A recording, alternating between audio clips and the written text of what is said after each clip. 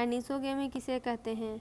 यह एक sexual reproduction का ही फॉर्म है जहाँ पे गीमेट, जिन्हें कि हम रिप्रोडक्टिव सेल कहते हैं, वो मॉर्फोलॉजिकली डिफरेंट होते हैं। इनके साइज अलग होते हैं, शेप अलग होते हैं, इनके फंक्शन भी अलग होते हैं। ये आइसोगेमी का ठीक उल्टा होता है, जहाँ पे कि गेमेट का साइज और शेप सेम ही होता है। एनिसोगोमी मल्टी सेलुलर ऑर्गेनिज्म में देखा गया है, जैसे कि ह्यूमन में, और सेक्सुअल रिप्रोडक्शन के एवोल्यूशन में इसने बहुत ही इंपॉर्टेंट रोल प्ले किया है। पहले बात करें इसके कैरेक्टरिस्टिक्स के, तो गेमेट का शेप साइज अलग होता है।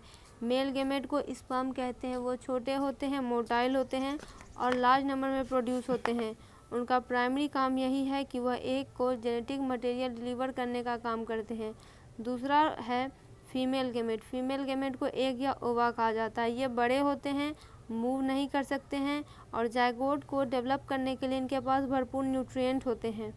फिर होता है कि गेमेट के पास अलग रिप्रोडक्टिव स्ट्रेटजी होती है, जबकि मेल यहाँ पे जो मेल गेमेट होता है वो क्वांटिटी पर फोकस करता है और जो फीमेल गेमेट होती है वो क्वालिटी पर फोकस करती है।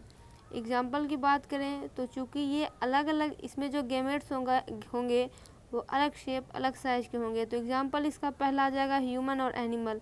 मैमल्स, बर्ड्स, फिट्स, ये सब एनिसोगेमी ही करते हैं, जहाँ पे कि मेल स्पर्म प्रोड्यूस करेगा, फीमेल प्रोड्यूस करेगी एग। फिर प्लांट्स की बात करें तो प्लांट्स में मेल गेमेट होता है पॉलन और फीमेल गेमेट होता है ओव्यूल। पॉलन जो है वो स्मॉल होता है और मोटाइल होता है, तो ये मूव करता है और ओव्यूल को फर्टिलाइज करता है, जबकि ओव्यूल बहुत बड़ी होती है। एल्गी और फंगी की बात करें तो एल्गी और फंजाई के भी कुछ स्पेसीज एनिसोगेमी शो करते हैं। तो यहाँ पे देखिए, यहाँ पे एक और बात लिखी गई है कि ये जो है it is thought to have evolve to maximise reproductive success.